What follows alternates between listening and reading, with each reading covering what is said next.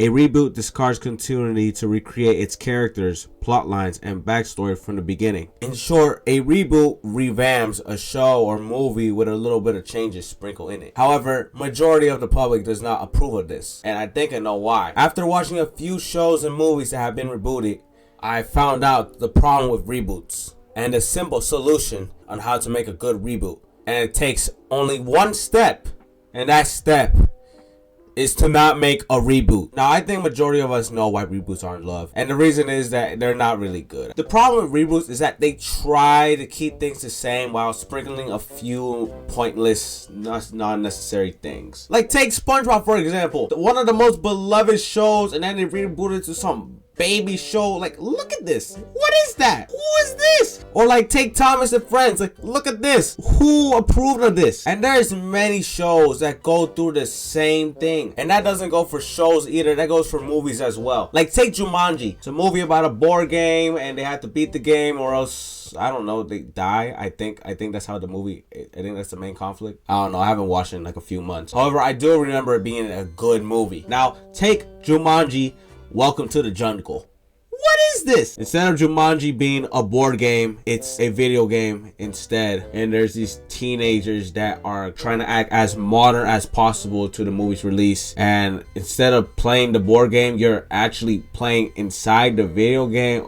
What is this? When did board games become irrelevant? Why are the kids teenagers instead of actual kids? Why isn't the homeless man there? The problem with reboots is that not only they change the setting or the story, but they change the characters and the whole theme of the movie or show. And that's not to say all reboots are bad. Like, take Power Rangers. Power Rangers was pretty cool. And I don't know. I only know Power Rangers. And then again, I'm not even sure if that's a reboot, but anyways, moving on. I know some people are gonna say that they add these changes to change the story up a bit, and which I can understand. If a reboot of a movie is literally gonna play out just exactly how the original did, then the reboot will be pretty much pointless, because why would you watch the reboot when you could watch the original? However, the problem with these changes is that they're not good. They just take the original and just drain most of the energy out and just release it. And I feel like there's no good example of that than with Disney movies. I watched 4 Disney movies. Those being The Lion King, Beauty and the Beast, The Little Mermaid, and Aladdin. And I feel like for today's video, I want to compare their originals to their reboots. Now, I just want to clarify before we get this video started. Excluding the original Lion King, I haven't watched any of these movies. I just want to let y'all know that. So without further ado, let's get this going. Aladdin. Now, watching Aladdin for the first time, I thought it was a really good movie, alright? I like the characters, especially Aladdin, the parrot. I thought the story was neat, although I do have some flaws with it. Like, I hated how Jasmine can't tell that it's Aladdin when he was dressed up. Also, I don't know if this was just for me, but in the beginning, it was like this 11-second, like, heads up that there was some harmful language and, like, disturbing scenes. I think it's because of this scene. Pussycat. Yeah, I think it's because of that. Overall, Aladdin was good. Now let's compare it to the reboot. First things first, let's get this out the way. The characters suck. Jasmine just got downgraded to this brownie pink princess compared to that fine red dress hot chick. God damn, she was fine in that red dress. The villain not only looks nothing like the original, nor is he just another bland villain, but his parent doesn't even do shit. Like, he doesn't even talk. He's not even getting fed chips. Why is the king not feeding him chips? And then there's Aladdin, which he turns black. You're not supposed to do that. You're supposed to stay blue. But he's also in love with this girl that was just added to the movie. Who is she? Yeah, this movie I wouldn't say is bad, but it's the most disappointing, as I feel like it couldn't have been the best out of all these 4 movies. The Lion King. The Lion King is known to being one of Disney's best movies. We have one of the best scenes, one of the best villains, and one of the best stories in Disney history. The Lion King is known for being a classic. Now let's compare it to its reboot. Alright, I'm just gonna say this off the bat. The live action part is the best as well as the worst part of this entire movie. And I say it because the live action part is so great. Like, look at this. These shots are so nice to look. They honestly carried the movie. But they also butchered down everything else, which comes to my biggest critic on this movie. Despite the visuals being gorgeous to look at, it butchers everything else down. From the voices, to the characters, to the story, to the songs. The vibe, it's just, it's just not fitting in. Like, the visuals just feel so wrong when you compare it to everything else, especially with the voices. Like, bro, that scene when Mufasa just fell down to his death, that was not it. That did not feel right. That didn't feel like he fell, bro. That felt like he just tripped. I feel like if this entire movie was animated, it would have been so much better, and I feel like everything else would have perfectly fit in. Also, I have a problem with Donald Glover. I'm not trying to hate on Donald Glover because I love his music, his show, and his comedy, but his voice just feels so awkward. I can understand why they chose Glover, as he kind of does sound like Simba from the original, but it just feels so wrong. Like, Beyonce and Seth Rogen actually fit in the roles, but I'm just not feeling the same way with Donald. Anyways, yeah, the way I would describe this movie is off-putting and just not right. Beauty and the Beast. Now, I'm gonna be real,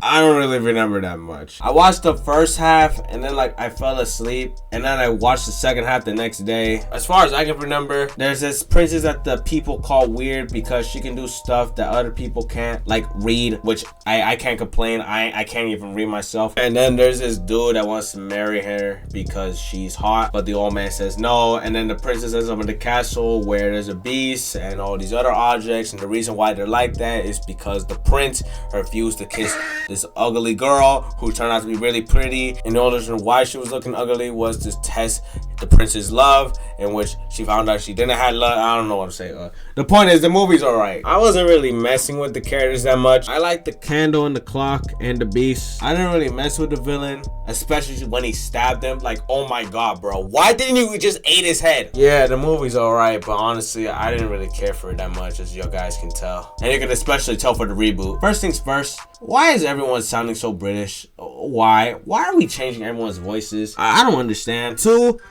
the villain's sidekick. Oh my god, I hate him. Seriously, I hate everything about him. His looks, he looks nothing like the original. I hope one day some sharp thing pops you. Third, the character designs. Why do they look like that? Especially the teapot. Why does she look like one of those commercials for those pretty girly products?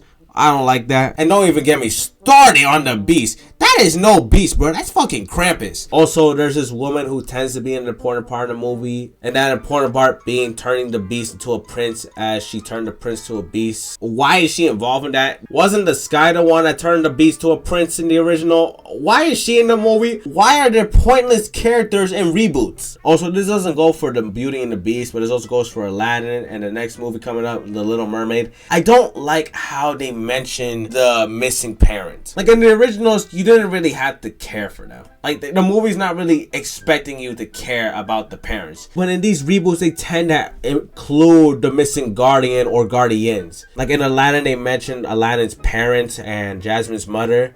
But like, did you really have to mention them? And then there's Beauty and the Beast, where they mentioned mother and like how they had to move out of Paris because of a war.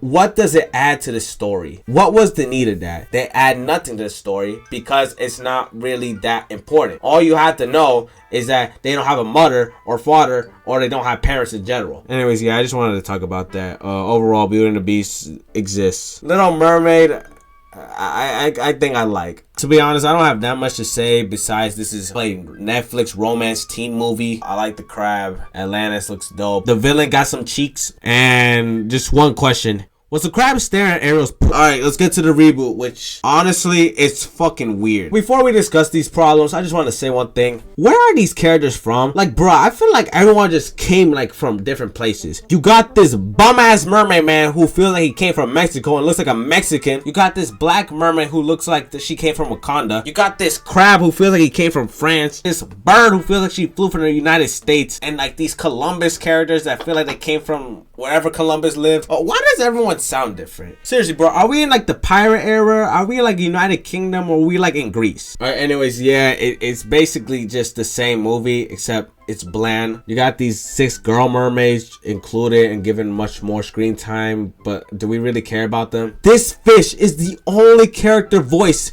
they got right. That's right. This fish. He literally sounds like how the original sounded. Also, I probably should have mentioned this earlier, but when it came to the reboots, I didn't listen to the musicals as I thought they weren't going to be any good compared to the originals. I just skipped through them. Also, just like the other 3 movies, there was also added songs, which no. And yeah, that's it. That's all I got for Little Mermaid. Yeah, it sucks. So what have we learned Yeah, you guys already know the answer. Reboots suck. As I said in the beginning, the problem with reboots is that they try to keep the same energy but sprinkle a bit of change to it, which no one really likes. What you're gonna do the same thing for this princess movie and this movie. To sum this up, what makes a good reboot is not making a reboot. That's it. Bye.